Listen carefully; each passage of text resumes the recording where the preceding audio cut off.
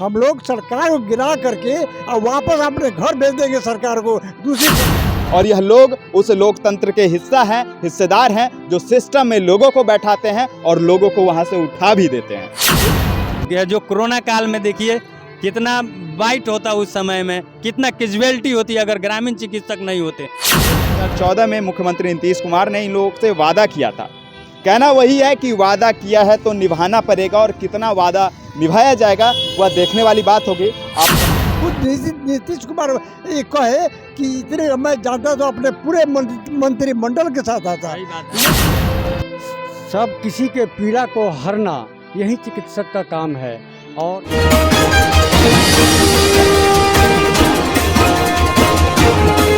संघर्ष आपकी हौसला को बढ़ाता है और सफलता के और करीब ले जाता है। नमस्कार, दिव्य नेशन देख रहे हैं आप। अभी गर्दनीबाग के धरना स्थल पर मौजूद है और यहाँ पर ग्रामीण चिकित्सक निरंतर लगातार बोले तो प्रतिबद्ध रूप से धरना स्थल पर मौजूद है और विगत 30 सितंबर से यह लोग धरना दे रहे हैं। जिलावार धरना का प्रदर्शन इन लोगों के तरफ से दिया जा रहा है। हम जानते हैं कि यह आज किस जिले से आए हैं, कहाँ से आए हैं? हम पश्चिमी चंपारण वित्तीय जिला से आए हैं। अच्छा, इस उम्र में अनिश्चितकालीन धरना करने के लिए आए हैं। लगता है सरकार से कि कोई आपकी गुहार सुन के सरकार कुछ कदम उठाएगी? हाँ, हमको पूरा आशा है कि जब हम लोग संघर्ष कर रहे हैं या करेंगे भी तो सरकार इस बातों को सुनेगी और हम लोगों को जो मांगे हैं वह मांगे पूरी करेगी। सरकार मांग पूरी करेगी, मांग पूरी करेगी। अभी भी आशा है पूरी करेगी। तो हम लोगों के पास ऐसा दवाई है, क्योंकि हम लोग दवाई कारोबार करते हैं। एक अगर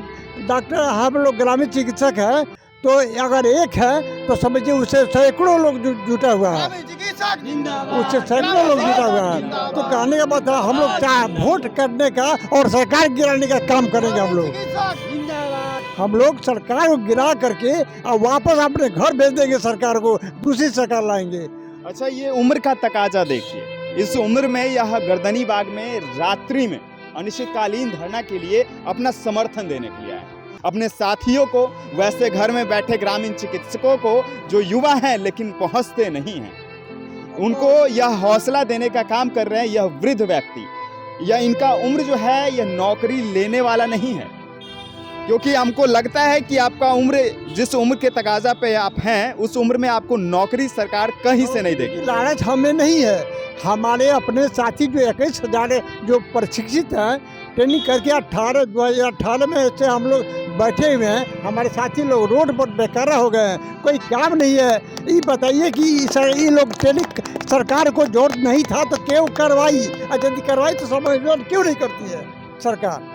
सरकार को समायोजन किसी भी हालत में हम लोगों को करना चाहिए, करना पड़ेगा। और नहीं करेगी सरकार को हटाने का ग्रामीण चिकित्सक जो है काम करेगा और हम लोग दूसरी सरकार लाएंगे। जो सरकार हम लोग का काम करेगी उसी के साथ में ग्रामीण चिकित्सक बना रहेगा। क्या कहना चाहेंगे? हम चाहेंगे कि हम लोग मुख्यमंत्री और उप स्वास्थ्य मंत्री बहाल करने के लिए वादा किए थे कि आप लोग समायोजन करेंगे। हम पहले आप ट्रेनिंग देंगे, ट्रेनिंग देने के बाद में आप लोग पास हो जाइएगा तो हम आप लोगों को स्वास्थ्य विभाग में बहाल करेंगे। क्या लगता है आज इस रात में, आज के दिन आप लोग को सड़क पर सोना पड़ेगा? ग्रामीण चिकित्सक को हक लेने के लिए एक डॉक्टर की उपाधि जिसको मिला हुआ है ग्रामीण स्तर पर, पंचायत स्तर पर, वह व्यक्ति आज सड़क पे सोएगा। देखा जाए संघर्ष ही जीवन है। संघर्ष हम लोग करते हैं और करते रहेंगे, क्योंकि जो भी हम लोग कार्य करते हैं, चिकित्सीय कार्य करते हैं, वह समाज को हित पहुंचाने का कार्य करते हैं। और हमारा समाज में दुश्मन कौन है? सब किसी के पीड़ा को हरना यही चिकित्सक का काम है। और ग्रामीण चिकित्सक जो हैं ग्राम के देवता तुल्य माने जाते हैं। सभी कोई देवता समझते हैं और हम लोग उस प्रकार के कार्य करते हैं। कभी कभी किसी प्रकार का शिकायत न हो, किसी प्रकार का आलोचना न हो, इसको ध्यान में रखते हुए हम लोग समाज का कल्याण करते हैं। और सरकार से उम्मीद रखते हैं कि सरकार हमारी कार्य को देखकर, कोरोना काल में हमारी कार्य देखी है सरकार, हमारी महत्ता को पहचानती है सरकार, तो क्यों नहीं हमारी बात मानेगी? क्या सरकार अंधी बहरी है जो हमारी बात नहीं मानेगी? जरूर मानेगी हमारी सरकार बात, ऐसा हमारा भरोसा है। जनहित में काम करने वाले यह चिकित्सक हैं, जो पंचायत में कल्याणकारी साबित होते हैं उन बेसहारे को सहारा देकर। चिकित्सीय उपकरण अपने हाथ में वह जादुई क्षमता रखकर जिस वजह से लोग स्वस्थ होते हैं। क्या लगता है? बहुत बहुत धन्यवाद सबसे पहले आपको और जो सोशल मीडिया के जितने भी मीडिया हैं। हमारे लिए ग्रामीण चिकित्सकों के लिए नहीं, पूरे बिहार के जो गांव में रहने वाले बसने वाले गरीब तबका के लोग हैं उनके लिए रात में आपने समय निकाला। ये बहुत ही महत्वपूर्ण समय है इस समय, क्योंकि ग्रामीण चिकित्सक जो हैं 21,000 ट्रेंड ग्रामीण चिकित्सक हैं इस समय, जो सरकार द्वारा माननीय मुख्यमंत्री जी के द्वारा उनका एडमिशन कराया गया। एडमिशन करा करके उनको ट्रेनिंग कराया गया। ट्रेनिंग करा करके उनको भाइवा का भी एग्ज़ाम लिया गया। एग्ज़ाम लेकर के सर्टिफिकेट दिया गया। मैं आपके माध्यम से माननीय मुख्यमंत्री जी के यहाँ और माननीय जो स्वास्थ्य मंत्री हैं तेजस्वी प्रसाद यादव, उनके पास यह मैसेज भेजना चाहूँगा आप सभी के माध्यम से कि अगर उन्होंने हमारे साथ वादा किया तो फिर हमारे साथ दोहरा मापदंड क्यों अपना रहे हैं, हमारे साथ क्यों भेदभाव कर रहे हैं। यही सोशल जो हमारे NIOS के द्वारा जो ट्रेंड हुए थे, वादा किए थे, एकदम से वादा किए थे। कौन किए थे वादा? माननीय मुख्यमंत्री जी वादा किए थे कि हम ही हाँ कहाँ किए थे?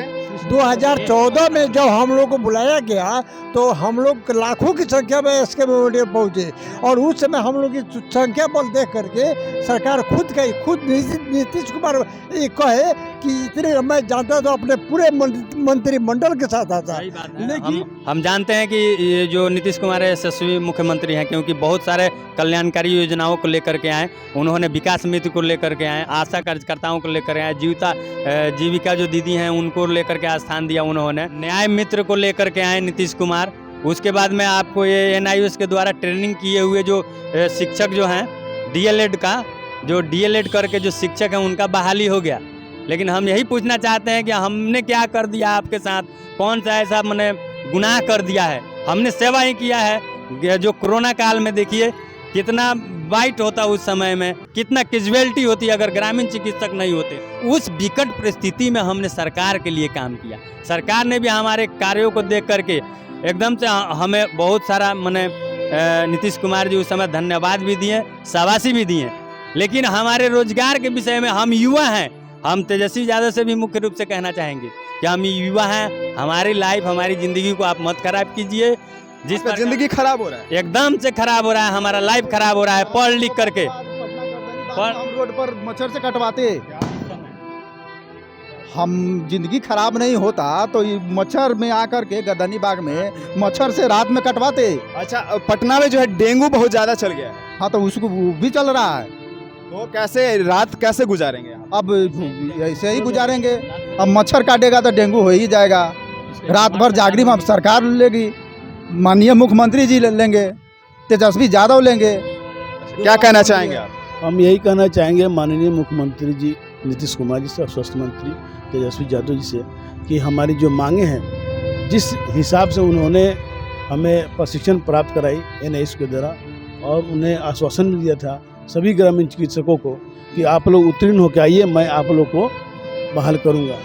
तो इस तरह से अभी तक इस पर कोई चर्चा नहीं हुई, जबकि हमने महामारी के समय में नीतीश कुमार के एप्लीकेशन को हम लोगों ने सराहना दिया। तो उनके कथनानुसार हमने PSC में सभी व्यक्ति अपने अपने PSC में जाके ज्वाइनिंग किए, ज्वाइनिंग लेटर दिए, और हम लोग ने उसमें अपना कार्य को दिखाया। घर घर जाके कोरोना का मरीज़ को देखा, घर घर जाके उसको इलाज किया, जहाँ तक संभव हुआ हम लोगों ने किया। किसी व्यक्ति को अपने गांव से शहर में आने की उम्मीद हम लोग नहीं छोड़े, किसी को भी आने की जरूरत नहीं पड़ी। और जबकि शहर में आपको मैं बता दूं कि शहर में ऑक्सीजन की काफ़ी किल्लत थी, ऑक्सीजन नहीं मिली। इसी पे पटना के धरती पर भी ऑक्सीजन की काफ़ी किल्लत थी। उन दिनों में हम लोगों ने कभी किसी व्यक्ति को गांव से, आपने सुना होगा कि गांव से कोई व्यक्ति शहर में कोरोना का मरीज नहीं आया, इसलिए कि हम लोगों ने जी जान लगा दिया। उस समय हम लोग ना पैसा देखें, ना दिन ना रात देखें, हम लोग सिर्फ मानवता के नाते, बस सिर्फ मानवता के नाते अपने कार्य को किया। उनके कहे हुए कथनानुसार हम लोग अपने काम का योगदान दिया। चलिए, क्या कह रहे थे आप? कह रहे थे कि जो हम लोग अभी कोरोना काल में जो हम लोग सेवा किए थे, उसका पैसा आज तक ले अभी लोग गरीब ऐसा लोग है कि जो नहीं दिया है।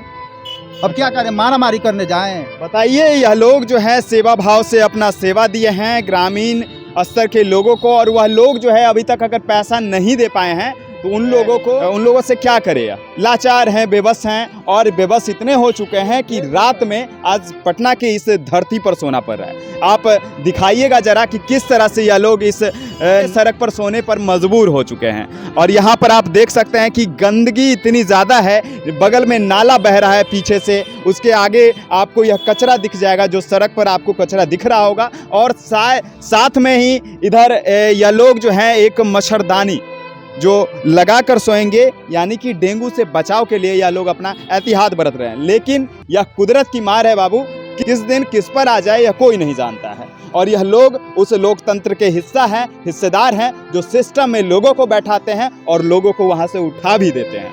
उसी से लोकतंत्र के यह हिस्सेदार हैं, और आज यह अपनी बातों को लोकतंत्र में प्रमुखता से रखने के लिए गर्दनीबाग के धरना स्थल पर मौजूद है।